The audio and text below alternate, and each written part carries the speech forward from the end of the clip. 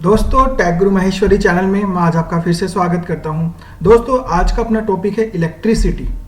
Electricity का concept क्या है, जनरल लाइफ में इलेक्ट्रिसिटी किस तरीके से होती है, क्या क्या कंपोनेंट होते हैं इलेक्ट्रिसिटी के, इन सब के बारे में दोस्तों हम लोग यहाँ पे डिस्कस करेंगे।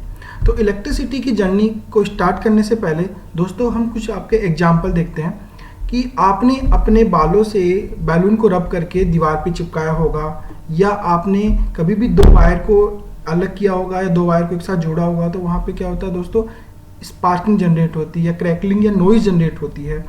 आप लोगों ने कभी कभी गेट पे जैसे ही टच किया होगा तो आपको एकदम से झटका लगा होगा, या जब आप कुर्सी पे बैठ जाते हैं तो एकदम से उड़ते हैं तो उस समय आपको एकदम से झटका लगता है। और दोस्तों बरसात के दिनों में लाइटिंग तो आपने देखी ही होगी। तो दोस्तों ये सारे के सारे जो एग्जाम्पल होते हैं वो सब होते हैं आपके स्टैटिक इलेक्ट्रिसिटी के। अब दोस्तों सबसे पहले देखते हैं कि स्टैटिक इलेक्ट्रिसिटी होती क्या है।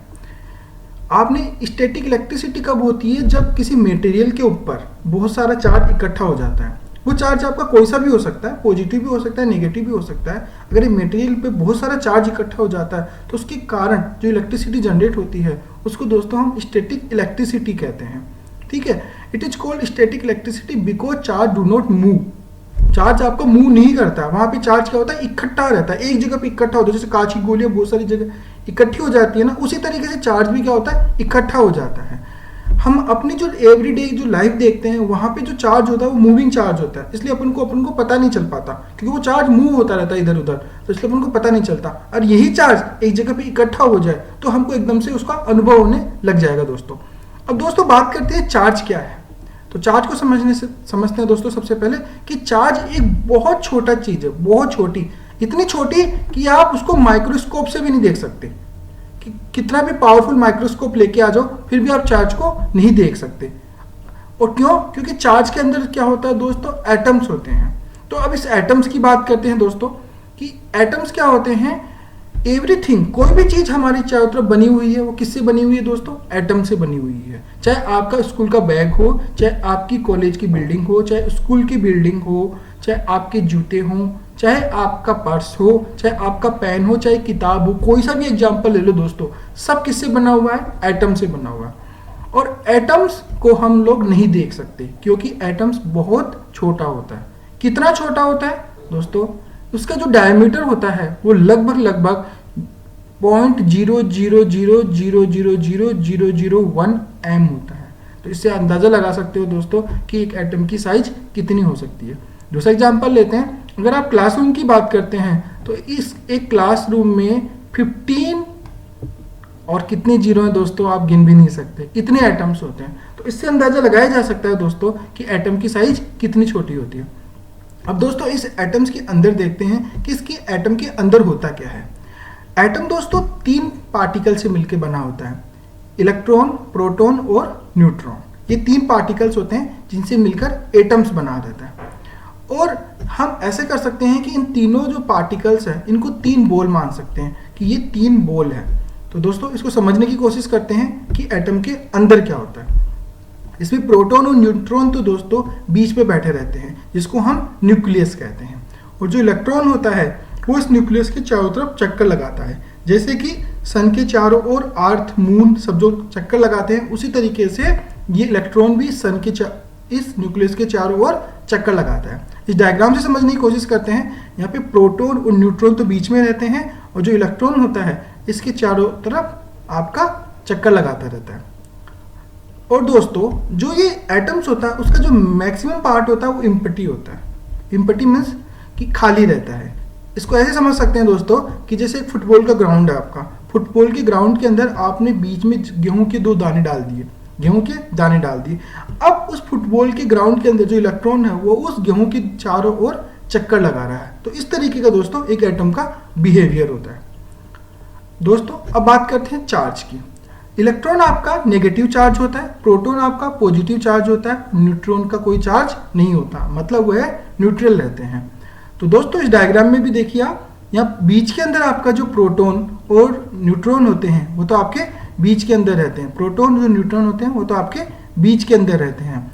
और इलेक्ट्रॉन होता है जिसका नेगेटिव चार्ज होता है वो उसके चारों तरफ चक्कर लगाता रहता है दोस्तों यहाँ पे। आगे बात करते हैं चार्ज के बारे में, बात करते हैं कि चार्ज का बिहेवियर कैसा होता है। Most things have the same number of electron and proton in them, means that कोई भी अगर आपकी जैसे पेन हुआ या कोई भी जो चीज़ हुई उसमें जो इलेक्ट्रॉन जो और प्रोटॉन होते हैं वो सेम नंबर के होते हैं, तो सेम नंबर के होने के कारण हमको फील नहीं हो पाता उस चार्ज का। They do not have any overall charge. आगे बात करते हैं, if this is not true interesting things can happen. क्या हो सकता है, कैसा बिहेव होगा अगर सेम नंबर ऑफ नहीं होंगे तो दोस्तों आपने मैग्नेट की को तो देखा ही होगा कि मैग्नेट के अंदर दो पोल होते हैं, एक होता है साउथ पोल, एक होता है नॉर्थ पोल। और दोस्तों अगर दोनों नॉर्थ पोल को हम एक साथ लेके आ जाए, आमने सामने लेके आ जाए, तो आपके रिपल करते हैं। बट एक नॉर्थ पोल और एक साउथ पोल को आप साथ में लेके आ जाए तो वो दोनों एक दूसरे को अट्रैक्ट करते हैं दोस्तों। तो ऐसा ही चीज होती है दोस्तों चार्ज के साथ में भी। चार्ज में भी क्या होता है कि जो अपोजिट चार्ज होते हैं वो एक दूसरे को अट्रैक्ट करते हैं और जो लाइक चार्ज होते हैं वो एक दूसरे को रिपेल करते हैं। तो दोस्तों इसका मतलब क्या हुआ कि अगर आप दो पॉजिटिव चार्ज को लेके आ गए तो वो दोनों पॉजिटिव चार्ज एक दूसरे को क्या करेंगे, रिपेल करेंगे, एक दूसरे से दूर जाएंगे। और अगर आप एक पॉजिटिव चार्ज और नेगेटिव चार्ज को आपस में लेके आए तो दूसरों को दोस्तों क्या करेंगे, अट्रैक्ट करेंगे एक दूसरे को। तो a charge object may even attract a neutral ones, means that अगर एक चार्ज ऑब्जेक्ट है, एक पॉजिटिवली चार्ज का कोई ऑब्जेक्ट है और उसके पास में न्यूट्रल चार्ज का कोई ऑब्जेक्ट लेके आ गए तो उस न्यूट्रल चार्ज को क्या करेगा दोस्तों, अट्रैक्ट करेगा। तो this will be the behaviour of the charge. अब बात करते हैं दोस्तों स्टैटिक इलेक्ट्रिसिटी, क्योंकि अपना जो मेन कॉन्सेप्ट है वो तो स्टैटिक इलेक्ट्रिसिटी ही है दोस्तों।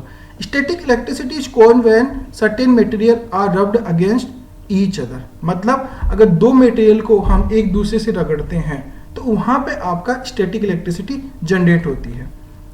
Electrons can be rubbed off on one material and on to another material, means that होता क्या है कि एक में इलेक्ट्रॉन इकट्ठे हो जाते हैं और एक में आपके प्रोटॉन इकट्ठे हो जाते हैं। तो जो इलेक्ट्रॉन इकट्ठे हो जाते हैं तो हम बोलते हैं कि वो आपका नेगेटिवली चार्ज हो चुका है, और जहां पे प्रोटॉन इकट्ठे हो जाते हैं उसको अपन कहते हैं कि आपका पॉजिटिवली चार्ज हो चुका है। ठीक है, तो मतलब जहां पे एक्स्ट्रा इलेक्ट्रॉन इकट्ठे हो गए तो हम कहेंगे कि वो नेगेटिवली चार्ज हो चुका है, और जहां पे आपके प्रोटॉन हो गए वहां पे वो पॉजिटिवली चार्ज हो चुका है।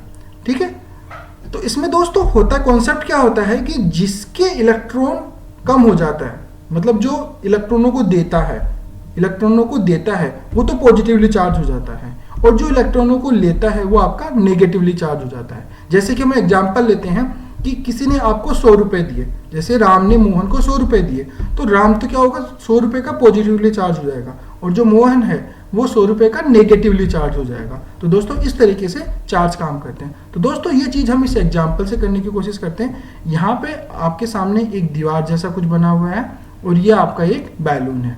तो दोस्तों आप क्या करोगे, जैसे ये वाला है आपको दीवार पे चिपकाना है, तो वहां पे एक आप अपने बालों से इस बैलून को करोगे, रब करोगे।